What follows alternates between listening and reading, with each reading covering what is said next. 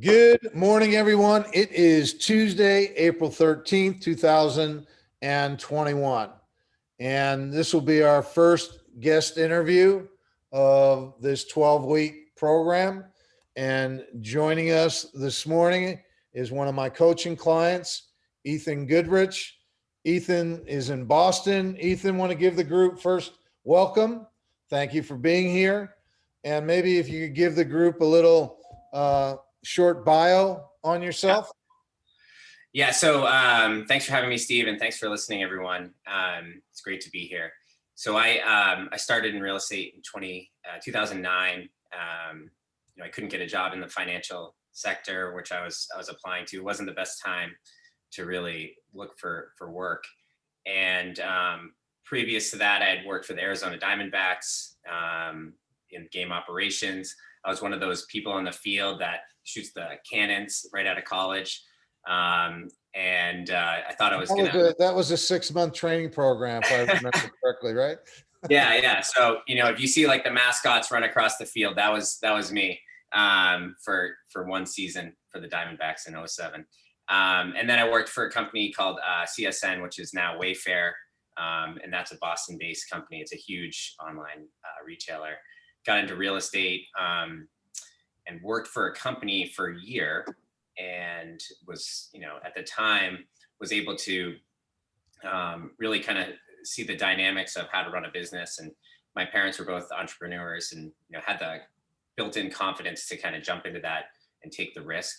I started my own brokerage in 2010, and slowly ran that for grew that for 8 years. So you got into the business in 2009.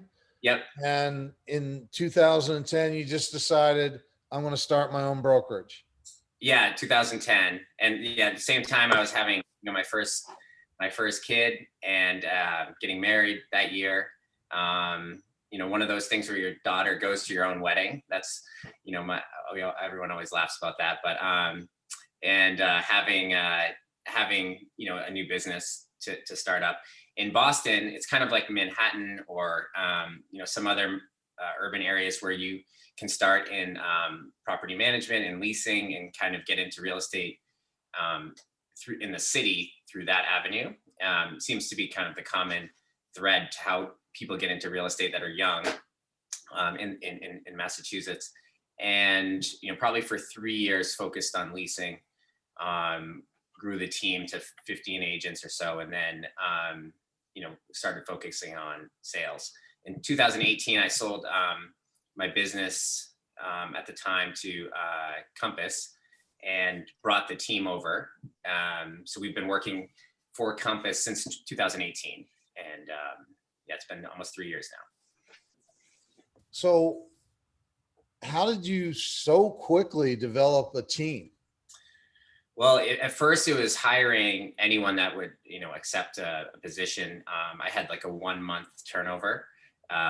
So it was, just kind of picking people that you related to, and that would take a shot on you, and you were kind of in the backseat to them. They had to kind of trust you, and you had a few minutes to convert them. A lot of, entry-level agents, probably about 2 or 3 years of that. And finding a good manager for the office really solidified, consistent talent coming in, and then, getting to the point where people are trusting you and having a, 1 year tenure on average with each agent. Now, we're in 2021, we're probably about a 5-year, each agent will, everyone on our team has been with us for a long time, and we haven't had a lot of turnover. So, but it's a slow buildup, going from 1 month to 5 years for turnover. So talk about how is your team, how are you structured right now as a team? Okay. So I'm the team leader. I do real estate as well, and I'm involved with the macro decision making. The micro stuff goes to the director of operations. Her name's Anne. And I then so she handles kind of the day-to-day operations for the whole team. I then have an assistant who's kind of my director of operations, and she helps me with my real estate and sales. And there's a little bit of overlap with, helping out with the director of Maddie. operations. Go ahead. A little bit of overlap, but so those two pieces kind of are the core for administration and operations. So, the team director of operation and mine, and then we have one agent that does marketing and real estate. So she's kind of the marketing piece for the team. We're kind of teetering on, should we get, someone dedicated just to marketing? And that might be a decision for the future. Steve and I have talked about, does that position actually help in real estate? And he can't definitively say one way or another. It kind of depends on, the talent that you get for that position and their experience. And then the rest of the team is agents. So we have a few, younger agents, but most of them are tenured now in their 4th or 5th year. And some, how many agents in total do you have? 12. 12. Yeah. And are some of these agents working on leases, or is everyone resale? Everyone's doing sales, but there's some agents that do have a book of business of, either buildings or multiple buildings that, the landlord might own 5 or 6 buildings and will have them help with the leasing. So, I mean, the turnover is not going to be 100% for these buildings each year, but, it is a nice supplement to the income. And in Boston, we kind of use it as like, when you're first getting into it, as kind of like a base salary to do the leasing. And then your bonuses are the commissions. And, we've tried to, my first sale happened 2 years into being a real estate agent, but some of my agents are, 3 months in. So it is a fast track, and it helps that it's, we have a lot of leads coming in the door that we can kind of disperse amongst the team on the sales side. And what kind of production did the team do last year? We did 97 sales closed. We did 103 under agreement. So obviously there's a little carryover from the year before. And we did 75 million closed and 80 million under agreement. And then year to date this year, we've done 58 sales pending and closed. And we've done 41 million in pending and closed to date. So a good first quarter, almost, one sale every 2 days. And describe what's going on describe what are you in downtown Boston? Yes. Is that where you do business? Yep. So I'm right downtown in Back Bay, and we try to focus here. It's about 60% of our business is urban in condominiums. The other 40% is, people leaving the city, which there has been a huge exodus in the last 12 months to the burbs. We have a lot of really great school districts in Massachusetts and colleges, but the funny thing is in Boston, the schools really aren't that good. So you kind of have to leave to get there. And most people, their second or third house is going to be in the burbs. So we'll help them with that. And we have different agents that, kind of specialize geographically around Boston. Okay. And what price point are you dealing in? Yeah. So the average is about 800,000 for condos, and it's about 1.2 for single families outside of the city. And the condos, that condo average, will go up. Each agent will have a different kind of tier they specialize in. Where I'm kind of in the 1.2 to 1.7 range. Some of the newer agents are kind of in the 500 to 700. That's the entry level. You can't really find anything under 450 in Massachusetts, in Boston for a condo. That would be a studio, at about $1,000 a foot. Great.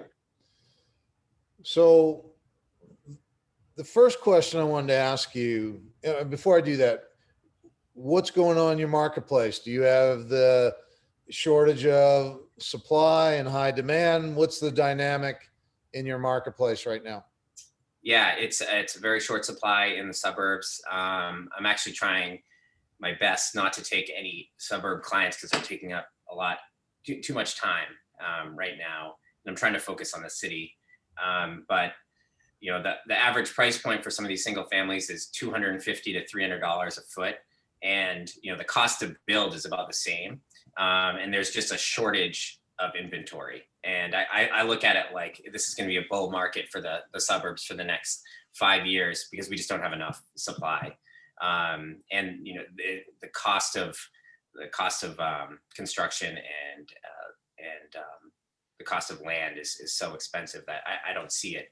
Unless people are leaving to go to Florida or out in California, I don't see it really slowing down. In the city, we have luxury buildings are getting crushed. No one really wants to be there still. I think that will change by the summer. And then the brownstones and large townhouses, they're actually doing really well as long as they have, like, we call it the trifecta: the outdoor space, parking, and size. And obviously when in a good location. And then the single families in the city are doing really well, but those are luxury buyers, 4 to 5 million, and up from there. Great. So, as a real estate agent, what is it that you think you do best? If there was one thing that you would put above all others, what would it be? I would say it has to do with probably just connecting with clients and on a micro level, becoming just likability with them, and you're trying to connect, not overly trying to push my agenda on them. And I tell every single relationship that I meet, I'm like, this has to be a two-way street. We have to like each other because this is going to be a long relationship. So that's on the micro level. On a macro, I would say delegation is big for me. Figuring out what I'm not good at and not doing that. Or figuring out, usually I know how to do everything in the business, but some of the stuff I do a lot slower, or it's frustrating to me, or it's too much of a time suck that doesn't add any value to the just kind of sticking to the sales component and to the strategy component. So, when you look back on where you started and where you are now, did you have a plan? Did you follow a plan? Did business happen organically? How did your business evolve? So when I started, it was just kind of like make enough money to get the mortgage and or pay the rent at the time. I didn't have a home yet that I owned. And then it slowly turned into like, see if I used to produce about 80% of the income for the company, and the 20% of the other income was coming in from 8 to 10 agents. So it was very skewed where, I had the experience, or I had the connections or the leads, and I was just getting most of the business and really burning myself out. So trying to level off that playing field, to, either waiting for the agents to get better, or waiting, for me to have enough opportunities to give them. And it was one of those two things. So that took a while to really figure out. Part of the reason was I developed some really good talent, and they would leave to companies like Compass prior to me joining here. So that was one of the big things kind of in the move here was, joining a company with the status to keep agents on the team, even if it's like a psychological barrier, that they need to work at a bigger firm. So once I joined here, that whole stress went away, and I could maintain talent. There's, in Boston, there was no other company to join of this size and network. You could go boutique, but that was just going to limit kind of your sphere. And the only reason to do that would be really if you were focused on one market like Nantucket or something out of the city. So that piece kind of came through deciding, like, do I want to keep losing agents, or am I going to have to partner with another really big agent so we could keep talent here that has a lot of market share? And I didn't want to do the latter. I wanted to kind of stay on top of the team and direct them, in like a dictatorship fashion, not like Stalin, but having, the say of the direction of the team, and then, putting the people in place to make those decisions. And how would you characterize your business model? Is it a prospecting model? No. Okay. Is it an opportunity based model where you're trying to connect people, property, and possibility? Is it a marketing model? Is it a repeat and referral business model? How would you characterize what you do? Marketing and repeat and referral, and then paid advertising. So those three. The prospecting is, I feel like, the least expensive way to gain leads, and it's the most opportunity we have as a team.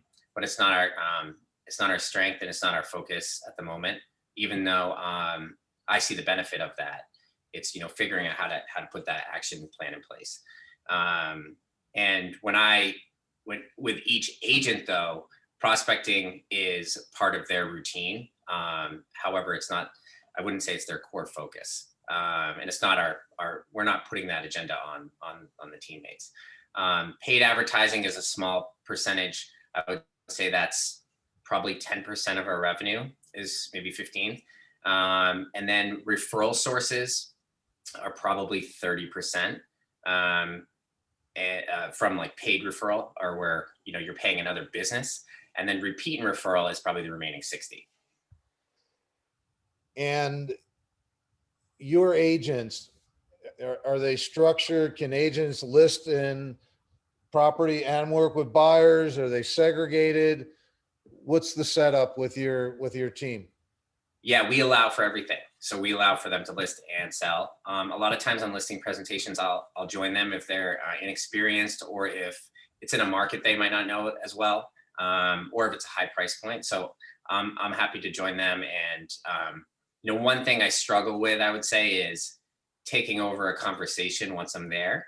But I'm trying to work on that, like how to do a listing presentation with a person that's going to be the point person in the transaction, and not give the seller the confidence that I'm going to be part of it full time. I want them to believe in the agent that has got the lead, because I have a tendency to talk too much or over explain. So it establishes a relationship that sometimes I don't want to have.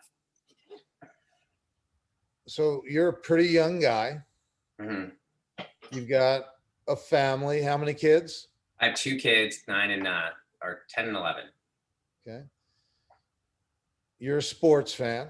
Mm-hmm. You like to have fun. Mm-hmm. You like to go on vacation. You don't seem like you're trying to work 24/7. Nope. I know you don't want to chase after business every day. What do you think you're doing that other people could be doing so they could have a higher level of success without all that stress and struggle and strain, and without having to work, 24/7? Yeah, I think it comes down to individual's situation. And, for me, and having a family, I look at that as like the end all of my happiness is the family. So I always have, put people in place to help out with my time. And that's really alleviated a lot of stress for having to be in places on the weekend. And if you just start with the weekend, I feel like that's, it's easier said than done, but, getting someone to, do your open houses for you, and paying them accordingly. Whether that's paying them a salary or paying them a percentage of your deal, whatever, makes the most sense for you. And it's a big risk, but what ends up happening is you have more time for your family, and then you have more opportunities, to prospect, to do follow-up, and taking that risk into either the director of operations of yourself, or if you run a team, someone to take a lot of that stress off you. I would say that's the biggest thing. Hiring Ann, my director of operations, has allowed our team to grow about 8x since 2017. So let's talk about that for a second. Yeah. When we first started working together, Ann was more of an assistant than a director of operations. Yeah. And talk about that transition. That was one of the first things I spoke to you about, is putting her in that role. What did that transition look like, and what's been the net result of that?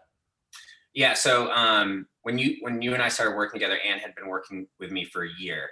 And so I want to backtrack to when I hired her, which was the biggest decision I've ever made. It was my first assistant. And that was 8 years in. And everyone had said I needed an assistant for a long time. Um, so that was a big change for me. And I hired Anne, kind of poached her out of a different industry, recognized her intelligence, which, usually you have to pay for. So that was one thing I decided to do. I decided to advertise, a big salary. For me at the time, it was 50,000, and put it out there. Or it wasn't even 50,000. It was like, I guarantee you'll make 50,000. You might make more, and it was a percentage of my business. Then when you and I started on, you said to me, you need a director of operations. And I couldn't think of anyone better. I didn't want to hire outside the team if I didn't have to. I wanted someone I had a comfortability with, because they're going to get really personal with your business. And then also, you have to trust them that they want to help grow the team, and not, go on their own, or become a real estate agent again. Some people get lost in like their role, whether they should be in operations or in sales. So, knowing that she was more of an operations mind, and I don't know what that is on like a disc profile test, but she is that. And, identifying that was crucial. And not to mention her like intelligence, and, she's a great person as well. But putting her in that role was the biggest thing for the team and for my own growth. And what was different about that role versus her being an assistant? So she didn't focus on sales anymore at all, and we took it out of the equation. It was kind of like, and there are a lot of opportunities. She has, a lot of friends and networks, and big networks, but we took it out of the equation. And I had to get her on a plan where I paid for her on a salary. So that was the biggest change for her. And she took on a lot. She was, the first 3 or 4 months we kind of did it together. As I trained her in what I did. And then you have Compass's requirements, which are kind of out of my control in regards to their red tape. So she became like a conduit between our team and Compass, and then also what her and I decided, or I decided, we want our direction of our team to go, and the agents. So it was a break between the agents and myself. And prior to joining Compass, everyone was autonomous. So everyone just did whatever they want. It was free for all. Now it's a team mentality, where when we put her in place, we decided, okay, I'm not going to work weekend open houses anymore. So you're going to delegate people on the team to fill that role. And we're going to have a lead distribution system in a CRM that's more organized. So we're, tracking this a little bit better. So those things started to fall in place with the organization. And having Ann did what for you personally? It was a big weight off my shoulders for, feeling like I was in it all by myself. The stress of agents and what they're bringing home each day was probably the biggest thing, making sure that they could afford living in the city. And I took on a lot of that. So I had someone to talk to, where I felt like my entire career I was talking to myself or my wife or my parents about business decisions. Now I had kind of an equal that we could strategize together about. So sometimes you make a decision and it's absolutely off the map crazy, and having someone that's a decision maker in your company is super helpful for your peace of mind and your sanity. So that piece of it, not to mention the amount of work she was taking on for like, closing out a deal, simple things like accounting and bookkeeping, she would manage or delegate to someone else. And if you look down the road 3 years, 5 years, 10 years, what do you see for yourself? So we just switched. We were looking back at our numbers yesterday. We have a team meeting actually later today, and I see the team taking over the majority of the income that's produced. We've already broken that 50% barrier where I no longer produce more than 50% for the team. I see it, going my share going a lot lower and lower, and then I can focus on fewer properties or fewer buyers, and have the team kind of make the money for keep the operation rolling. And part of it's their tenure in the industry, and part of it is they're getting a lot of responsibilities from how well they're doing. So I'm rewarding them with more leads, or paying for good talent. Why do people want to be on your team? I would say we're the most organized team that I've ever experienced outside of this one team that's one of your clients. And that peace of mind, I feel like people feel like they're in a company without the red tape. We meet every single week.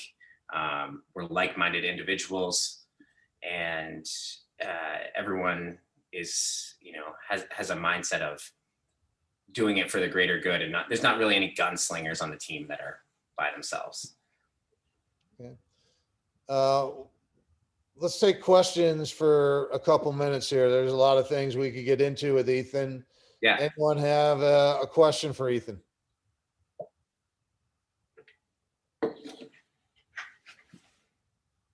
What's a paid referral? Oh, okay. So I don't know if you in your market have like Homelight or Upnest or a referral based company, but they're going to charge a percentage of your closing instead of upfront. So it's an outside company that provides leads, which if you convert that lead, you're paying a percentage of your commission. Yeah.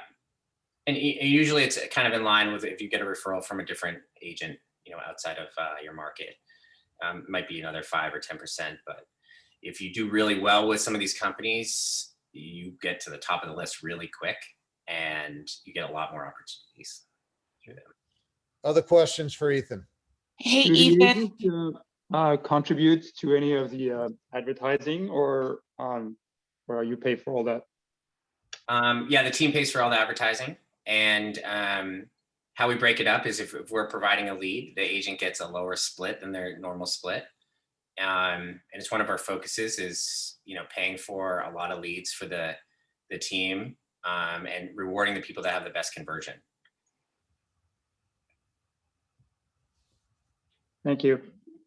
Someone else had a question, Paula? Yeah. Hey, Ethan. Paula Hey. Rose here in San Francisco.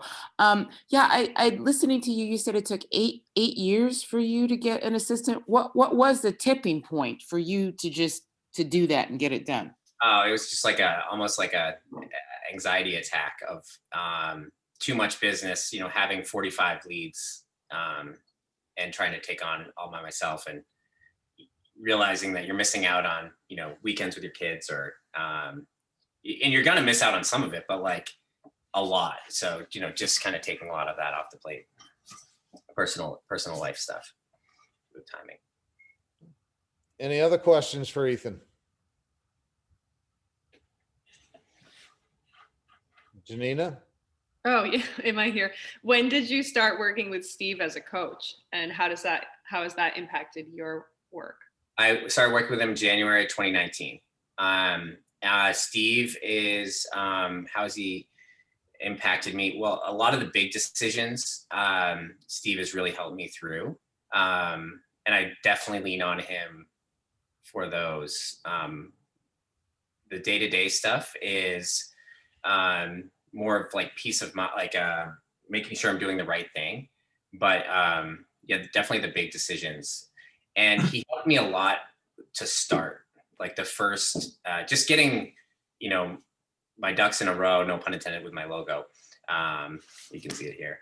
But you know, realizing like, I think what other teams are doing and his experience with other teams, and making sure I wasn't going crazy with what I was doing really helped me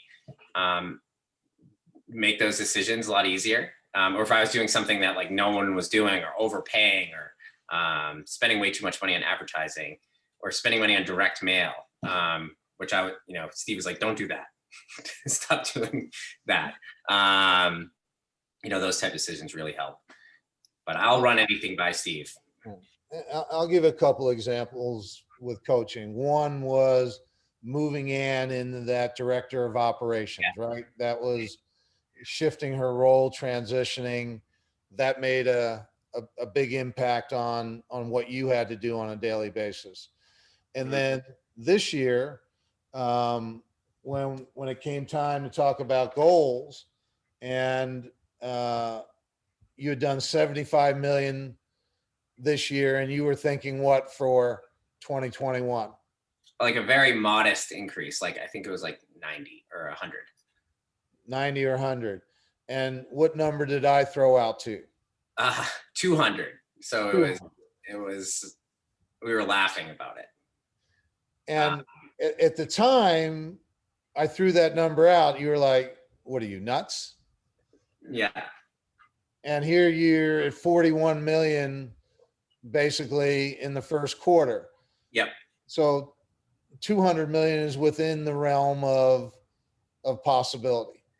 Yeah, and especially because Boston is the middle 6 months of the market is where we make all our money. And if we, you know, we do our forecasts, you know, based on prior years. Last year was kind of an odd one, but you know, we should be able to hit 200 million. We're at like 280% under agreement and like 230% closed year to date. So of 2020's year over year numbers. So the one big thing I wanted all of you to get from listening to Ethan is Ethan's got a great attitude. He's got great energy. He's got a family. He likes to go on family vacations. He likes to spend time with his kids and his wife, and he wants to be, you know, a great husband and a great father. And he's not stressing out about this business every single day of the week. You know, obviously he works hard, and, you know, not everything goes his way at all times. He's just got a great attitude, a great energy, and he's proof positive that you don't have to chase after business every single day in order to have a successful business. And then the other thing, he's also mastered Clubhouse. And if anyone, that's an inside joke. Anyway, everyone from California is on Clubhouse in Toronto. That's any last thoughts you want to leave with the group, Ethan? Yeah, I would say, like, you know, one of the big things I'm thinking now is like, all right, as a team leader, what's my 5-year or 10-year plan? Like, do I want to be in real estate still? And if I do, like, am I going to be leading the team? That's one thing I'm really thinking about. And what is that going to look like? Because I feel like we don't do it enough of thinking about what our plan is after, you know, you get through your email list that day. And you don't really think about a 5-year plan or 10-year plan outside of, like, you know, maybe financial planning. But for working in real estate, you see these people going all the way to 80 years old, and that's not what I want to do. I want to, you know, I don't want to burn myself out like that. So I'm thinking about, like, what the next step is for my team. Do I have these ego-driven goals of being number one in certain markets, or do I have goals for the team being number one? You know, so that's kind of what I'm thinking about now and what I'm trying to hone in on. All right, Ethan Goodrich, Compass Boston. Ethan, thank you very much for being here this morning. Yeah. Thanks, Steve. You're welcome. Everybody have a great day. Thanks, everyone. All right, see you. Thank you, Ethan. Thank you. Thanks, really great. Thank you very much. Thank you.